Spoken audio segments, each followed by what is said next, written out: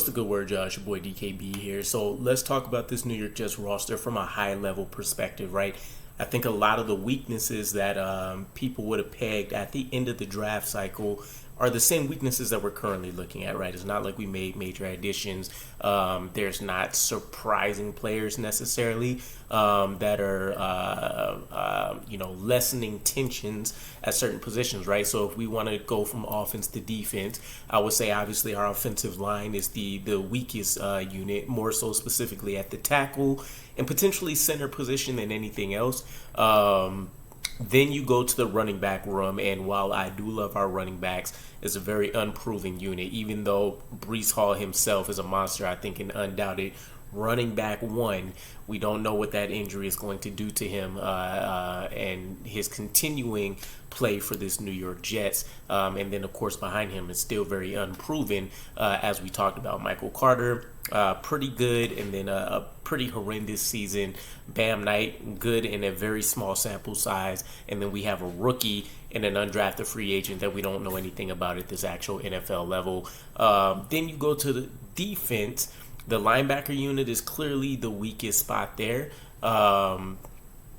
Actually, I recant that. The safety position is our weakest spot. I'm pretty comfortable with knowing what C.J. Mosley is and at least what we know about Quincy Williams after 2 years.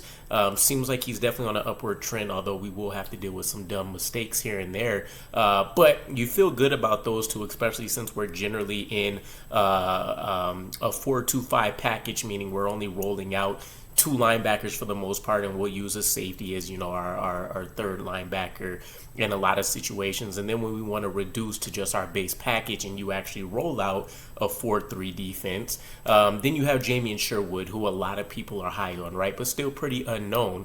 So out of all those positions, if you want to talk about trying to find an in-season trade or something like that to increase it, you would look to the offensive line most likely. And I say that because you don't want to trade for a running back the way things are devalued there. And you're probably going to get saddled with a contract that you don't necessarily care to sit with, right? Same thing with the linebacker and the safety unit. These are three positions where I don't see Joe Douglas wanting to sink a lot of money into. And so a lot of the people that's going to be available, we're going to be looking at contracts that are probably 6, 7, 8 million minimum. And of course, we're talking about depending on position here. But, just to give you an idea of some of the names that we've seen floated around at various points, whether they're still available or not. We had Jesse Bates at one point in the safety room once again.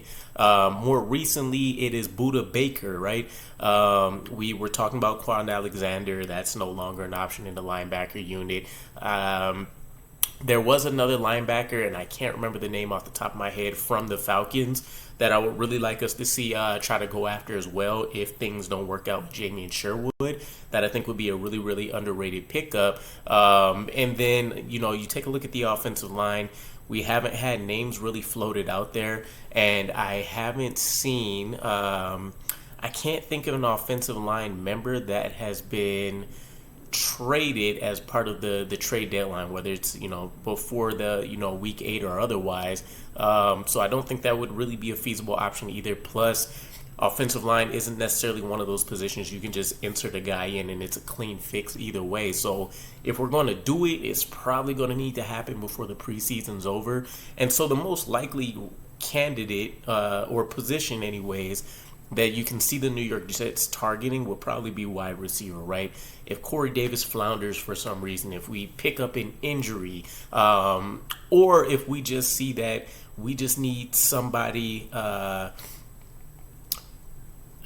trying to think of a nice way to put it, but basically we need to insert an upgrade across from Garrett Wilson as a strong number 2 option. Now, again, Corey Davis I think will do wonders in that role, but he's not really healthy, generally speaking, over our tenure with him.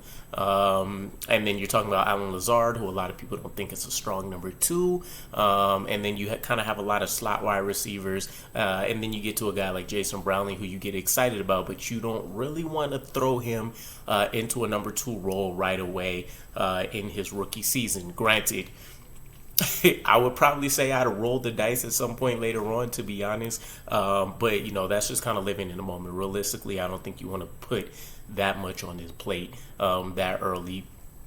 And so, some of the names that were floated out there, obviously we had the DeAndre Hopkins.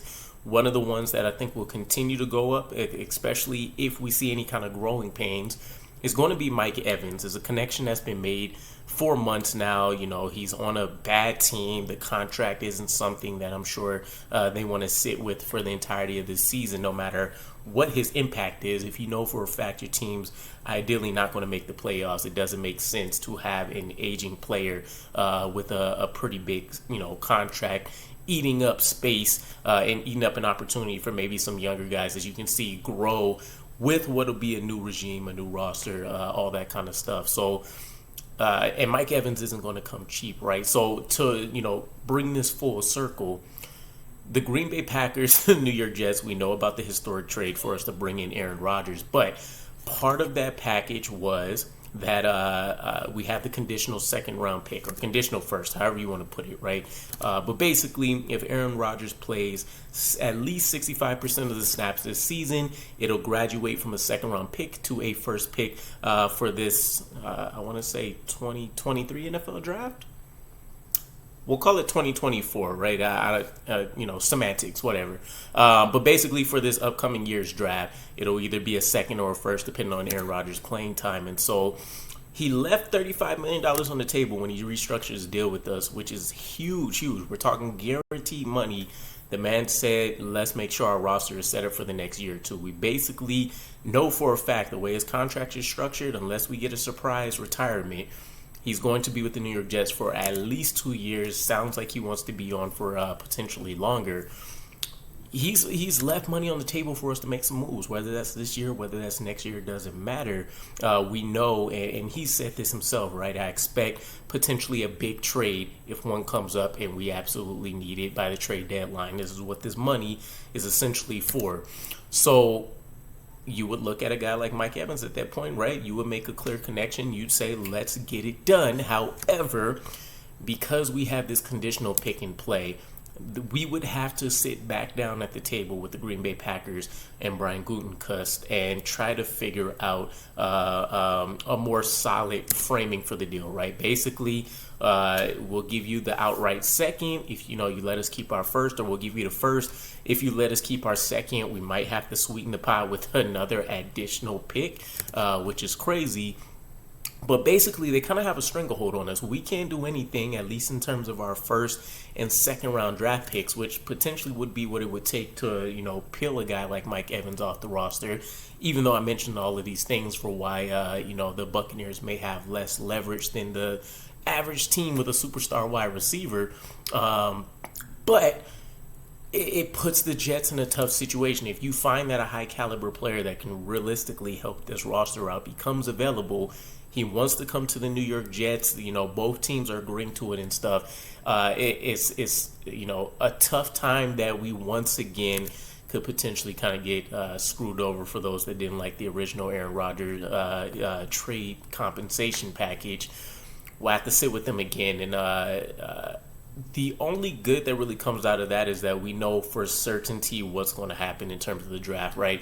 I think it'll take a lot of the guesswork out of the early work that they're putting in right now to kind of, go through player breakdowns, put up, let's call it their own mock draft board, and different things of that nature. But the New York Jets may not be making any more moves this season, at least in terms of a A-list superstar talent. So something to keep in mind, right, as the season progresses, and if there is a position of need that comes up, consider the player that we're looking at, and then consider what it may take in terms of a package or trade picks, or if we're just offering up a singular one. Just know that basically our day one and day two picks are going to be out of the picture here. So we'll see. Joe Douglas is pretty creative with how he parlays using his draft picks. I don't think that he will necessarily go down this road. Very important positions for sure, in terms of wide receiver, offensive line, some of these ones that we could definitely target. But he's not a guy that generally is on the losing end of a lot of these trades. So, I think the probably worst aging one in recent memory may be the Leonard Williams deal. I want to say we got I don't remember what we got. I want to say it was like a third and a fifth. Something along those lines. Either way, though, Leonard Williams has kind of really come into his own. And, I don't even know what those picks became for us. But either way, some food for thought to kind of break away from a lot of this, training camp news that we had. And obviously the excitement of preseason and our Hall of Fame game. I'm recording this before that even kicks off. So by the time you guys will see this, that'll already have been passed. But again, food for thought. Let me know what your guys' thoughts are. If there's particular players that you guys would like to trade and kind of how you might try to navigate this situation if you're Joe Douglas. And I'll catch you guys again. Peace.